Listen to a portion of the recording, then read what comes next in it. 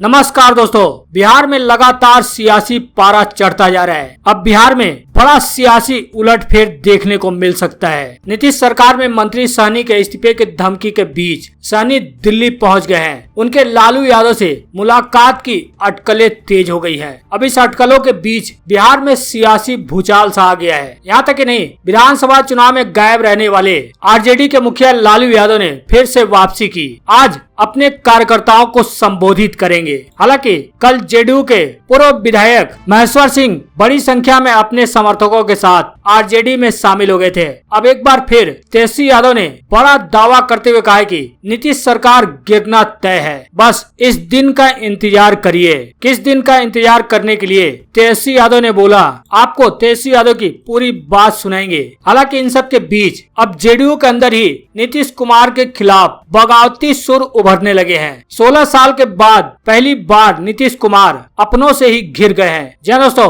खबरों को डिटेल से जानेंगे, लेकिन आपको क्या लगता है, लालू यादव के बिहार लौटने से क्या बिहार की सत्ता में बड़ा उलटफेर हो सकता है? क्या नीतीश सरकार कुछ ही समय की मेहमान है, जैसा कि लगातार तेजस्वी यादव और विपक्षी पार्टी के नेता दावा कर रहे हैं? आप अपनी राय कमेंट बॉक्स में जरूर दें। वीडियो को लाइक करें, चैनल को सब्सक्राइब करने के साथ ही घंटी को बजाकर नोटिफिकेशन को ऑन करना बिल्कुल ना भूलें, जिससे कि नई नई खबरों का अपडेट आपको तुरंत मिल सके। जी दोस्तों, बिहार में लगातार रोज ऐसे ऐसे दावे किए जा रहे हैं जिससे बिहार के सियासत का पारा लगातार चढ़ता जा रहा है। अब खबर ऐसी सामने आ रही है कि इस्तीफे की धमकी देने वाले मदन सहनी दिल्ली पहुंच गए हैं। अब लालू यादव से मुलाकात की अटकलें तेज हो गई हैं। जी आपको बता दें, इस्तीफे के ऐलान के बाद मदन सहनी अब दिल्ली पहुंच गए हैं। बताया जा रहा है कि दिन भर मुख्यमंत्री नीतीश कुमार के बुलावे का इंतजार करते रहे मदन सहनी को मुख्यमंत्री से जरा भी भाव नहीं मिला। अब ऐसे में सहनी का दिल्ली जाना बिहार में नया सियासी बवाल खड़ा कर सकता है। ऐसा इसलिए क्योंकि दिल्ली में मदन सहनी की मुलाकात उन नेताओं से होनी है जो बिहार की सियासत में बड़ा उलटफेर करने में माहिर माने जाते हैं। अब ऐसी भी अटकलें लगाई जा रही हैं कि दिल्ली में मदन सहनी आरजेडी के मुखिया लालू प्रसाद यादव से भी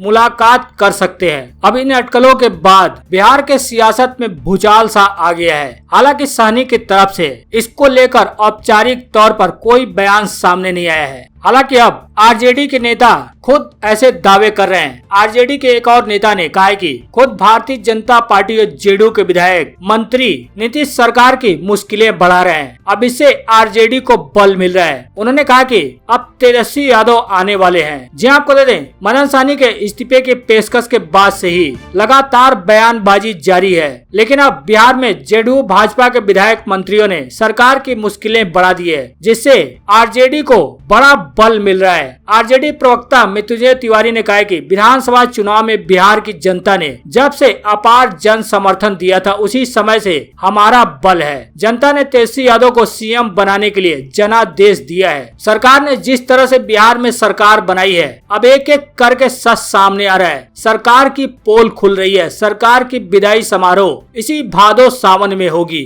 आरजेडी प्रवक्ता मृत्युंजय तिवारी का कहना है कि नेता प्रतिपक्ष तेजस्वी यादव लगातार इस बात को कह रहे थे कि सरकार अफसरशाही और भ्रष्टाचारी है। अफसरशाही बेलगाम है, कोई किसी का सुनता नहीं है, जन प्रतिनिधियों का सम्मान नहीं करता है। अब सरकार के लोग ही कह रहे हैं कि सरकार अफसरशाही है। उनका कहना है कि अपने ही करने से बिहार में सरकार गिरने वाली है। सरकार के मंत्री का बात चपरासी तक नहीं सुनता है। इतना बड़ा दुर्भाग्यपूर्ण स्थिति हो ही नहीं सकती। बिहार में सरकार गिरी हुई है और गिर कर रहेगी। लेकिन बिहार चुनाव से गायब रहने वाले लालू प्रसाद यादव फिर से वापसी कर रहे हैं। एक बार फिर आरजेडी के पोस्टर पर लालू प्रसाद यादव को दिखाया गया है। जी आपको बता दें, बिहार विधानसभा चुनाव में लगातार पार्टी के पोस्टरों से गायब रहने वाले आरजेडी के सुप्रीमो लालू प्रसाद यादव ने एक बार फिर से दमदार वापसी की है। आरजेडी के 25वें स्थापना दिवस पर राजधानी पटना में लगे हर पोस्टरों में लालू प्रसाद यादव नजर आ रहे हैं। लालू प्रसाद यादव के अलावा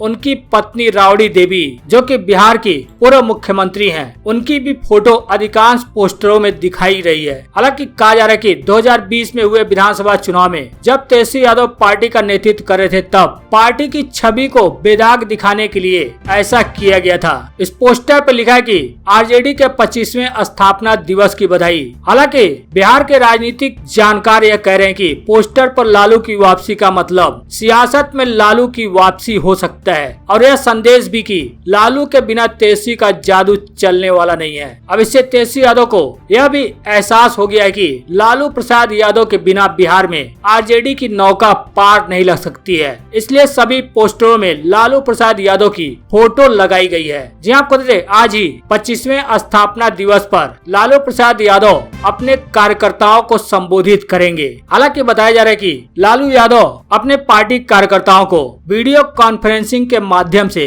संबोधित करेंगे। हालांकि एक बार फिर तेजस्वी यादव ने इस बात को दोहराया कि नीतीश कुमार की सरकार गिरना तय है। इस बात को दोहराते हुए तेजस्वी यादव ने कहा कि बस सही समय का इंतजार करिए। जी आपको बता दें, विधानसभा में नेता प्रतिपक्ष तेजस्वी प्रसाद यादव ने एक दिन पहले ही 10 सर्कुलर रोड पर पूर्व विधायक महेश्वर सिंह जेडीयू से नाता तोड़ आरजेडी में शामिल हो गए थे। महेश्वर सिंह ने अपने समर्थकों सहित आरजेडी का दामन थाम लिया था। इस मौके पर नेता प्रतिपक्ष ने कहा कि महेश्वर बाबू अनुभवी नेता हैं और उन्होंने लालू जी के नेतृत्व में भरोसा जताया है। तेजस्वी यादव ने फिर सरकार पर हमला बोलते हुए दावा किया कि इस सरकार में इतने अंतर विरोध हैं कि इसका गिरना तय है। उन्होंने कहा कि सरकारी और सरकार के मंत्री और विधायकी तबादलों में हुए भ्रष्टाचार की पोल खोल रहे हैं। साथ ही तेजस्वी यादव ने आरोप लगाते हुए कहा कि बिहार में न गरीबों की सुनवाई होती है और न ही बिना घूस दिए ब्लॉक और थाना से लेकर किसी सरकारी दफ्तर में कोई काम होता है। अफसरशाही बेलगाम है। बीते सालों में कई घोटाले हुए लेकिन किसी भ्रष्टाचारी पर कोई कार्रवाई नहीं हुई। हालांकि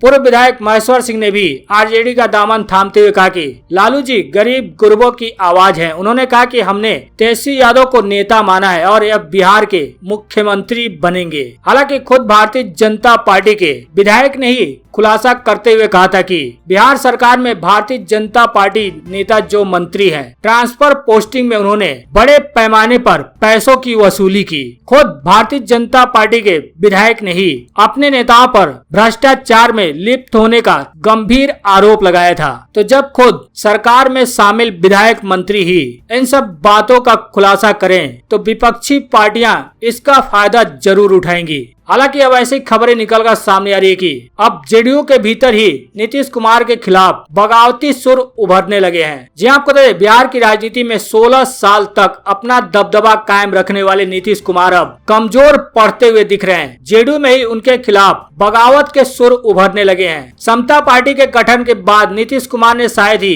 कभी समझौतावादी रुख अपनाया। आपको बता दें, नीतीश के साथ खड़े हर शख्स को नीतीश की शर्तों पर चलना पड़ा। जेडीयू के गठन के बाद जॉर्ज फर्नांडिस और शरद पवार जैसे नेताओं को भी नीतीश कुमार की तमाम शर्तें माननी पड़ी। लेकिन 2020 विधानसभा चुनाव के बाद से ही यह हालात बदल गए हैं। अब का आलम यह है कि नीतीश कुमार को उसी जनता दल यूनाइटेड के भीतर आंखें दिखाई जाने लगी हैं। नीतीश सरकार के कैबिनेट मंत्री मदन सहनी ने अपने मन मुताबिक ट्रांसफर पोस्टिंग न होने पर बिहार में अफसरशाही हावी होने का आरोप लगाते हुए जिस तरह से मीडिया में अपने इस्तीफे की पेशकश की, दरअसल वह नीतीश कुमार के खिलाफ खुली बगावत ही मानी जा रही है। वहीं सहनी जेडीयू के राष्ट्रीय अध्यक्ष आरपी सिंह के काफी नजदीकी बताए जाते हैं। चर्चा यह भी है कि केंद्रीय मंत्रिमंडल से आरपी सिंह का पत्ता कट सकता है। ऐसे में नीतीश कुमार के बिहार लौटने के बाद बिहार सरकार के मंत्री सहनी के इस्तीफे की पेशकश नीतीश कुमार पर दबाव बनाने के लिए किया गया, क्योंकि 4 दिन पहले ही जेडीयू के पूर्व विधायक मंजीत सिंह ने भी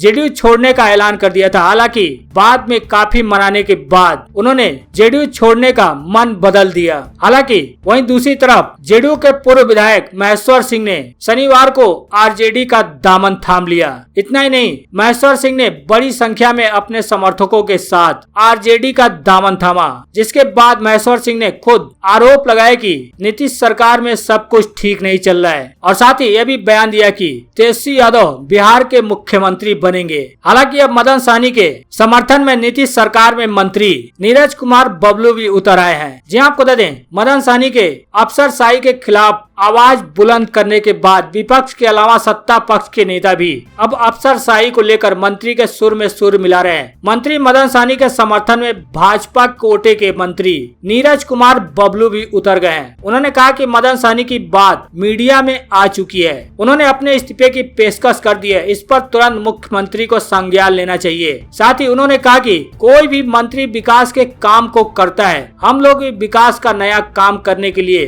प्रयासरत रहते हैं, उसमें अधिकारियों का सपोर्ट मजबूती से मिलना चाहिए। उनका कहना है कि सरकार चलाना मंत्रियों का काम होता है और सरकार की योजनाओं के बारे में जानकारी देना भी मंत्रियों के अधिकार क्षेत्र में है, और अगर मंत्रियों के अधिकार क्षेत्र का ही हनन होगा तो यह ठीक नहीं है। अगर कोई अधिकारी मंत्री को सपोर्ट नहीं कर रहा है तो यह दुर्भाग्यपूर्ण स्थिति है। इस मामले को तुरंत मुख्यमंत्री जी को गंभीरता से लेना चाहिए। अधिकारियों को बयानबाजी से बचना चाहिए। हालांकि आपको बता दें, मदन सहनी के इस्तीफे के पेशकश के समर्थन में हिंदुस्तान आवाम मोर्चा यानी हम के मुखिया जीतन राम मांझी भी उतर आए थे। उन्होंने भी मदन सहनी के हाँ में हाँ मिलाया था। उन्होंने कहा कि अफसरों की तानाशाही से हम भी परेशान हो गए हैं, कोई काम नहीं हो रहा है। जब हम गरीबों का भला ही नहीं कर पा रहे हैं तो केवल सुविधा भोगने के लिए मंत्री नहीं रह सकते। हालांकि वहीं आपको बता दें, बिहार में होने वाले पंचायत चुनाव का ऐलान अगले पखवाड़े तक हो जाएगा। हालांकि बताया जा रहा है कि बिहार में M2 मॉडल ईवीएम से